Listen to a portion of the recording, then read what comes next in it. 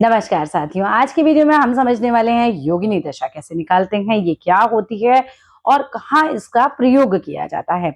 अब देखो, जैसे हमारे उत्तर भारत में विषुवंतरी दशा निकालते हैं, हम कहते हैं ना कि आपकी राहु की महादशा चल रही है, आपकी सूर्य की महादशा चल रही है।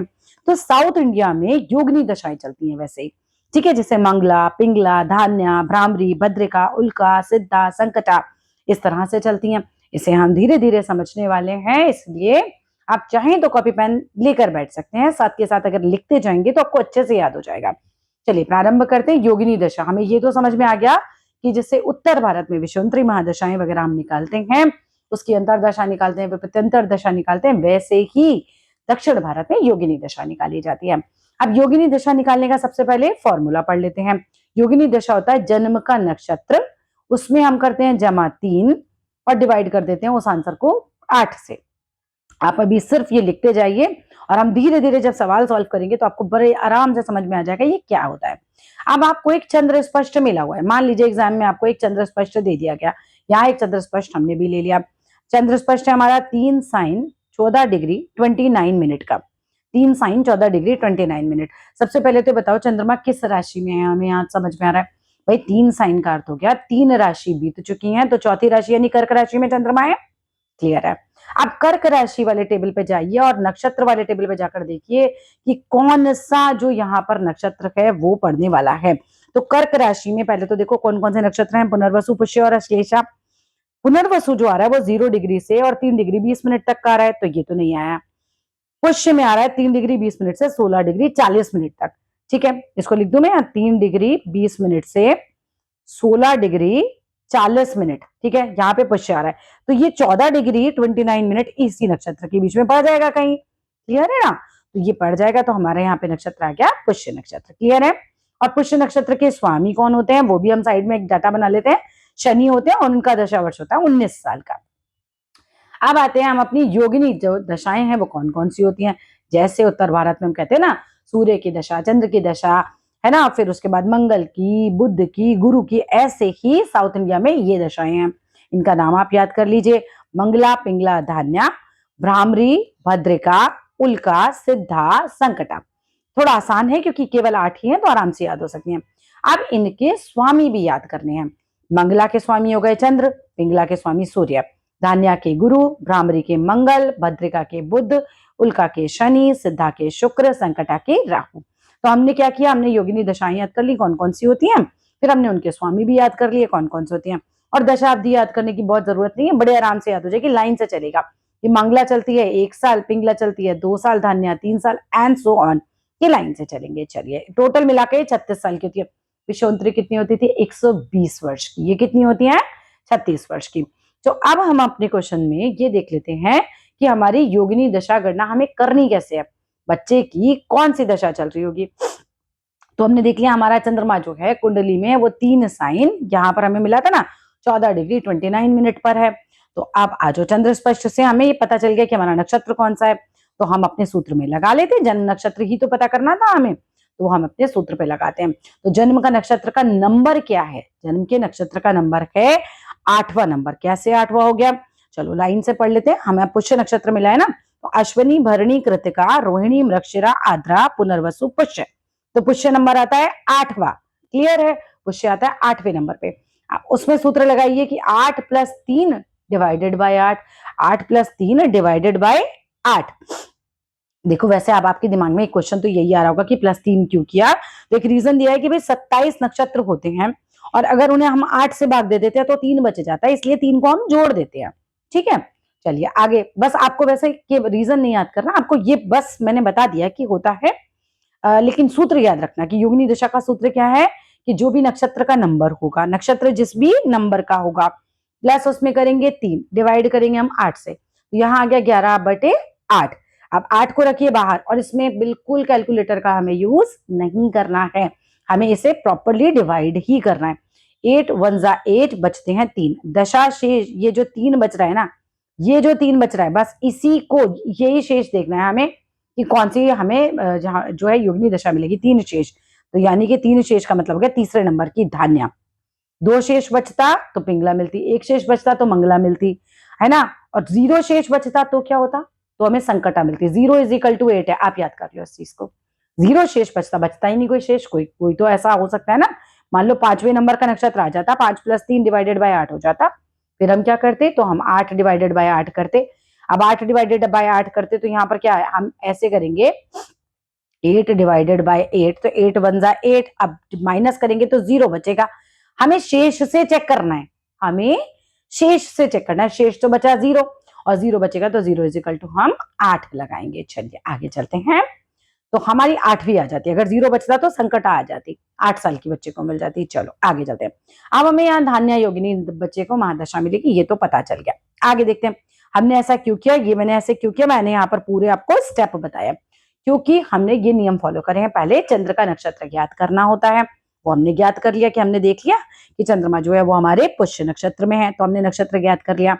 फिर अश्वनी से आरंभ करके यानी पहले नक्षत्र से ये देखना है कि जन्म के नक्षत्र का नंबर कौन सा था, हमने गिना था, तो हमने देखा 8वें नंबर का आया, तो जो नक्षत्र संख्या आए उसमें 3 जोड़कर 8 से भाग देते हैं, ये हमारा रूल था। अब हमने जैसे नंबर लाइन से यहाँ पर लिख रखे हैं, तो 1 शेष बचेगा तो मंगला लगेगी, डिवाइड करने पर 2 शेष बचेगा तो पिंगला मिलेगी, 3 शेष बचेगा तो धान्या मिलेगी, 4 शेष बचेगा तो भ्रामरी, 5 शेष बचेगा तो भद्रिका, 6 शेष बचेगा तो उल्का, 7 शेष बचेगा भाग देने के बाद तो सिद्धा, और 8 शेष बचेगा तो संकटा, और 0 शेष बचेगा तो भी संकटा।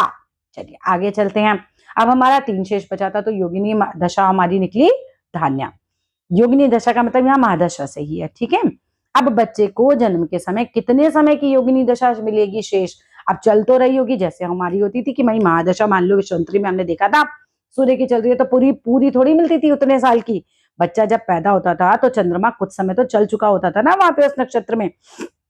सेम एज योगिनी दशा में भी होता है कि पूरी नहीं मिलती, हमें दशा शेष निकालना पड़ता है, ठीक है, हमें दशा शेष निकालना पड़ता है। तो कितने समय की योगिनी दशा शेष मिलेगी उसको कैसे देखते हैं।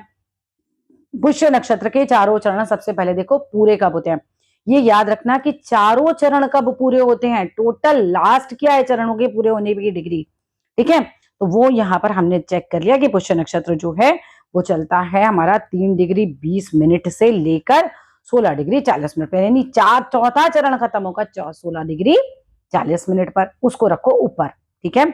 अब हमारा जो बच्चा पैदा हुआ है, मतलब मेरा नहीं, क्वेश्चन में जो बच्चा पैदा हुआ है वहां हमें चंद्र स्पष्ट दे रखा है 14 डिग्री 29 मिनट, 14 डिग्री 29 मिनट। अब चंद्रमा और कितना चलेगा भाई, इतना तो टोटल नक्षत्र को कवर करने के लिए चंद्रमा को चलना है।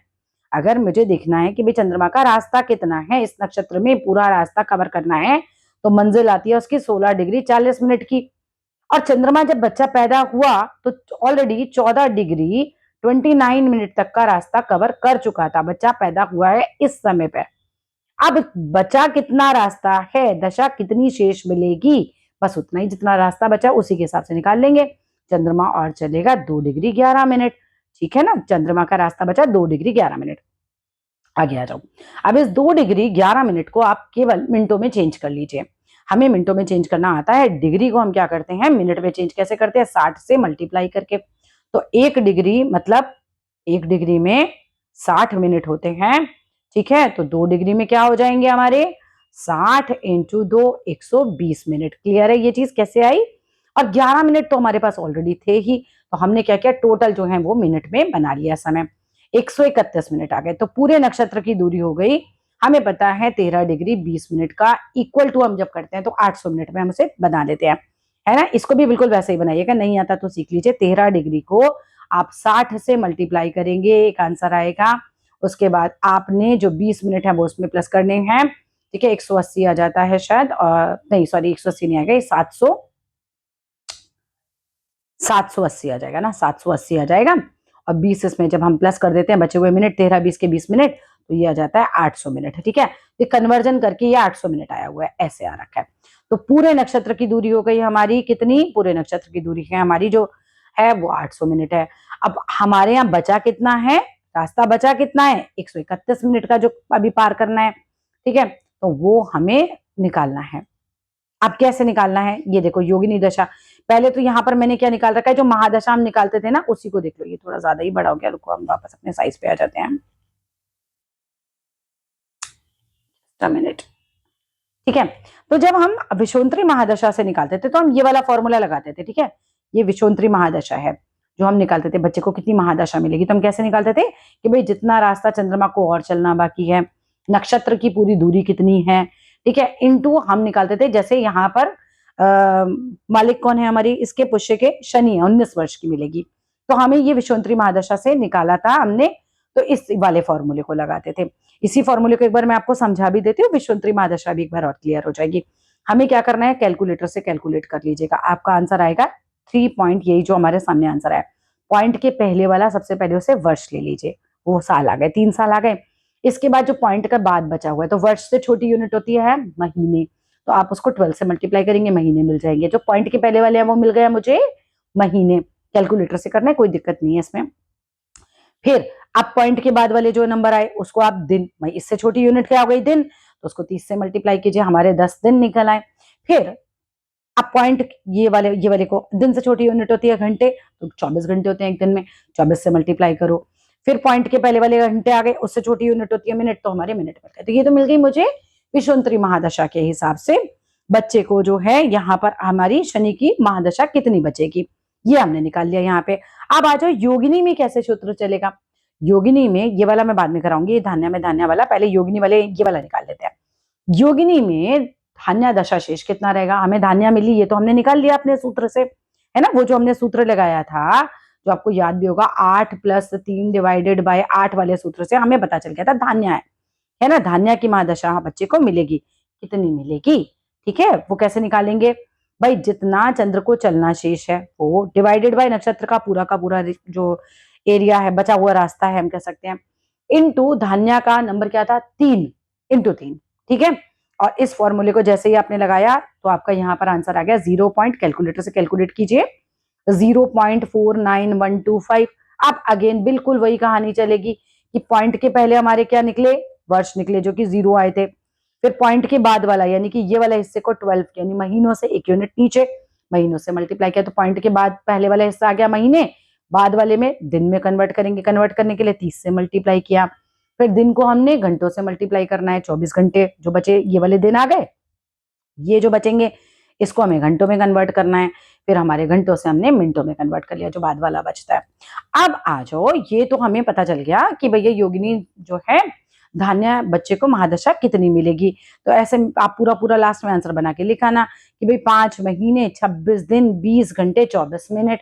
फिर से तारीख में भी फिट कर देना, अगर आपके पास डाटा दिया हुआ है एग्जाम में इस तारीख से शुरू हुई तो तारीख में फिट करेंगे, वो यहाँ पर नहीं है तो उसे डिस्कस नहीं कर रहे हैं अभी, उसे छोड़ दीजिए, पहले इतना कॉन्सेप्ट देख लीजिए। अब आ जाओ, जैसे हम ये देखते थे ना कि शनि में सबसे पहले किसकी अंतरदशा मिलेगी, शनि में शनि की मिलेगी, ऐसे ही धान्या में भी धान्या में की ही मिलेगी। तो धान्या महादशा है 3 वर्ष की, ठीक है, धान्या महादशा है 3 वर्ष की। तो धान्या में धान्या की अंतरदशा कितनी मिलेगी, इसका सूत्र क्या है, तो धान्या इंटू धान्या, है ना, धान्या का 3 वर्ष इंटू समय फिर 3, धान्या इंटू धान्या, जैसा हम उसमें करते थे ना, शनि इंटू शनि, ठीक है। और चलो उस फॉर्मूले को यहाँ नहीं ज्यादा डिस्कस करते। तो धान्या में धान्या कैसे होगी, तो धान्या इंटू 10, तो 3 × 3 × 10 = 90 धन की मिलेगी। अब धान्या के बाद किसका नंबर आएगा, अब यानी धान्या महादशा में अंतरदशा 90 दिन की तो धान्या की हो गई। अब अगली अंतरदशा आ जाएगी भ्रामरी की, धान्या से अगला नंबर है भ्रामरी का, तो धान्या इंटू भ्रामरी इंटू 10, तो धान्या इंटू भ्रामरी का नंबर आ गया 4 इंटू 10 हो गया 120 दिन, है ना, 3 चौक 12 और 12 को 10 से किया तो 120 दिन आ गया। फिर धान्या महादशा में अगली आती है भ्रामरी की, तो हमें मिल गई, फिर धान्या में आ गई भद्रिका की, फिर सेम फॉर्मूला और सारे सेम फॉर्मूले लगा के किस किस की अंतरदशा धान्या में हमें बच्चे को और मिलेगी ये हमें देखना है। और जैसे ही संकटा 8वां नंबर खत्म होगा आप पहले दूसरे पे आइए, धान्या तीसरे नंबर की है क्योंकि, तो फिर मंगला की भी लेंगे और पिंगला की भी लेंगे। और यहाँ पर मैं इस वीडियो को अभी कर रही हूँ समाप्त। आई होप आपको ये वाली चीजें समझ में आ गई होंगी, कोई दिक्कत हो तो जरूर बताइएगा, कमेंट बॉक्स में लिखिएगा। Thank you so much for watching complete video.